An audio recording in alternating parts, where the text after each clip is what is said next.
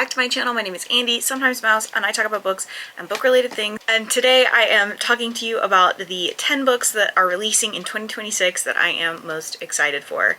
Full total disclaimer, a whole section of this is just Seanan McGuire releases. She is my favorite author.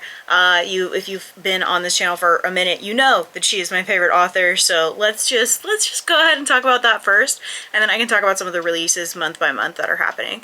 So first up, we have a new Wayward Children coming out in January. It'll be January 6th, 2026.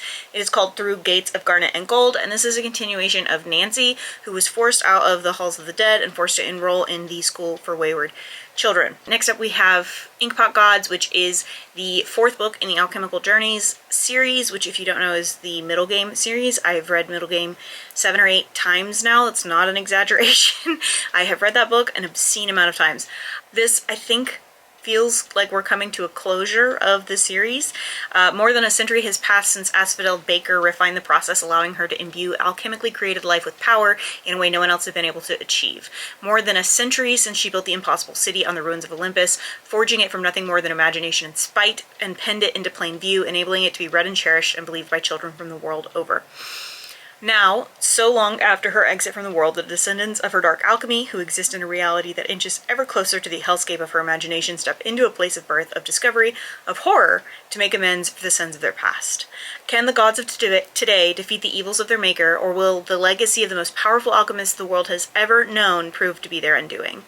I don't know, but I'm excited. I think it'll be an interesting shift from what some of the other books kind of were focusing on, and so, because this alchemy story has kind of been almost like a background story in the last 2 books, and so bringing it back to the forefront I think will be quite fun.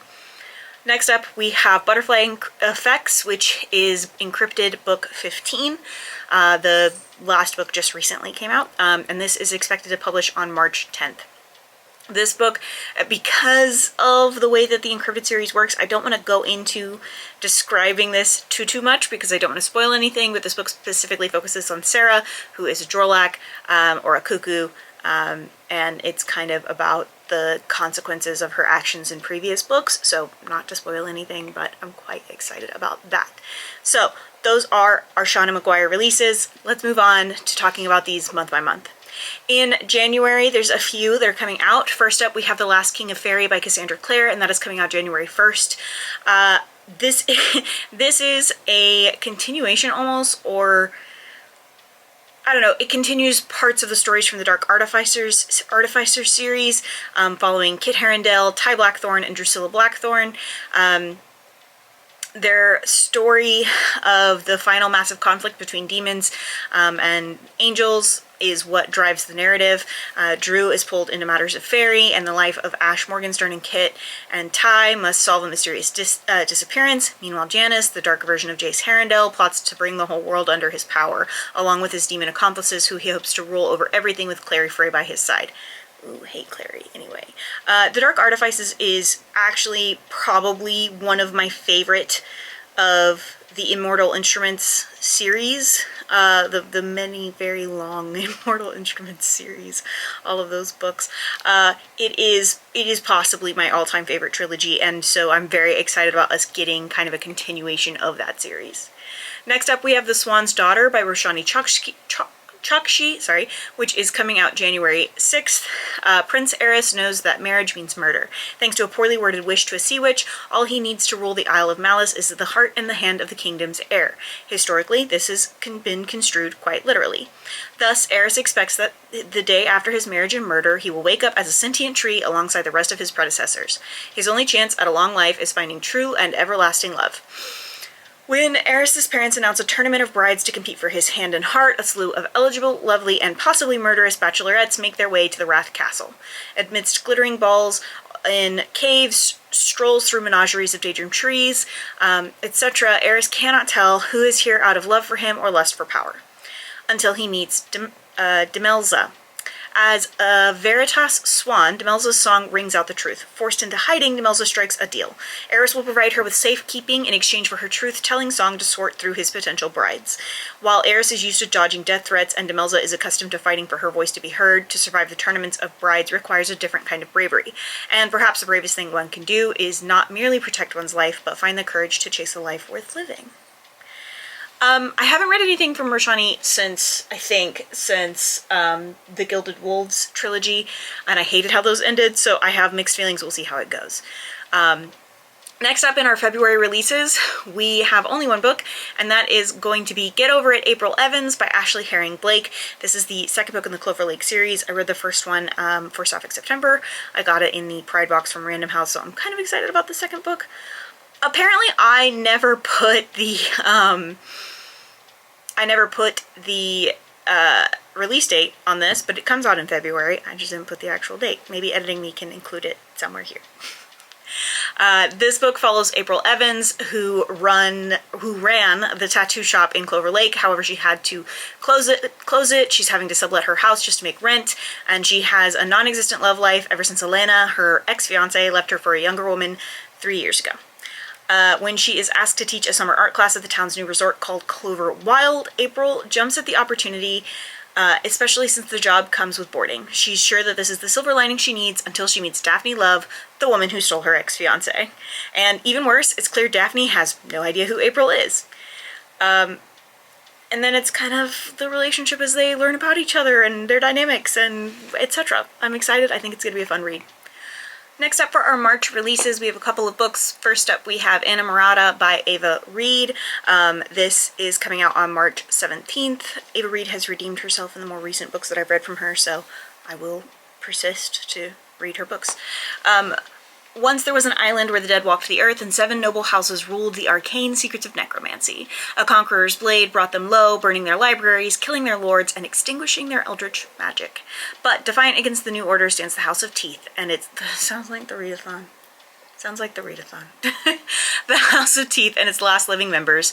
Beautiful Marozia, the heiress to the house, and her cousin, the uncanny Lady Agnes. Though she has not spoken a word in 7 years, Agnes is the true carrier of the house's legacy, and she has her orders. She must recapture the secrets of death magic and avenge her family's fallen honor. She must arrange the brothel of her cousin's, she must arrange the betrothal of her beloved cousin to Luaprand, heir to the Conqueror's throne, for access to the Forbidden Library in his grand castle. Revenge burns in Agnes's heart, but so do stranger passions, and it is to this prince who speaks to her soul. This passion is as treasonous as it is powerful, poisoning the kingdom's roots and threatening to tear the already shattered realm in two. She must not fall in love. Then we have The Fox and the Devil by Kirsten White. Oh, so excited about another Kirsten White book. She just writes such good horror, and I enjoy it so immensely.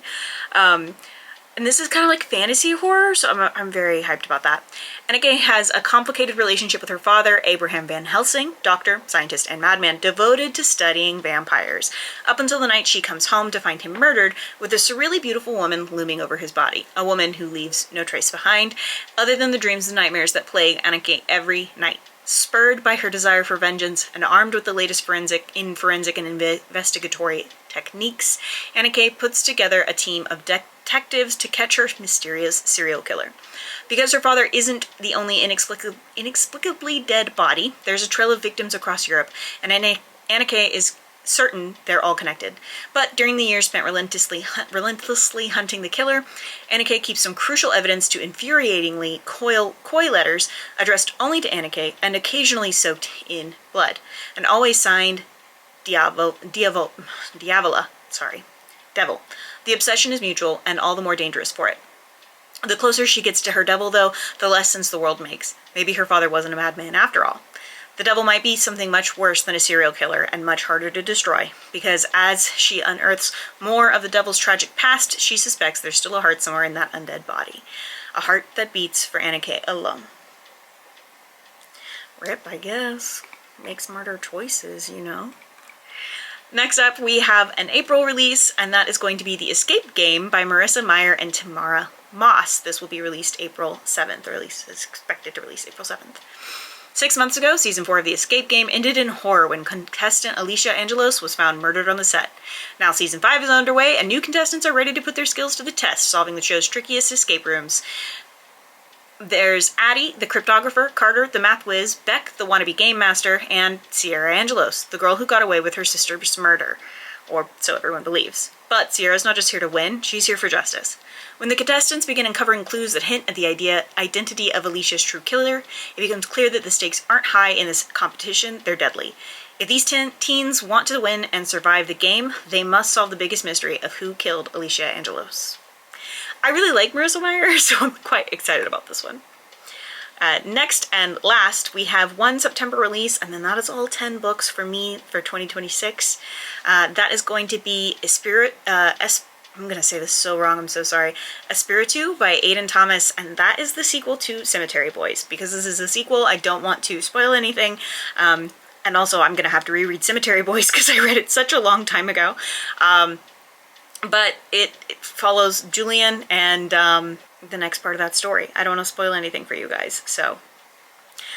I'm very excited about some of the series continuations that's coming out. I'm excited about just some of the authors that I'm a big fan of and those stories continuing.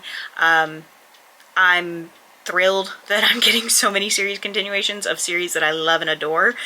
So yeah, those are the series that, or books, sorry, that are coming out in 2026 that I'm most excited for.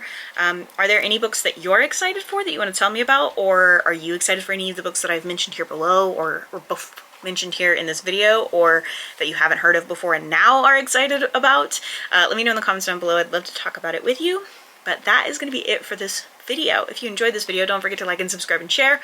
I post videos every Tuesdays and Thursdays at 10 a.m. Central Standard Time every single week, except for the first full week of the month because taking breaks is important. So I will see you guys later on this week. Don't forget to take your meds, drink your water, and do something today to take care of yourselves. Okay, thanks, bye.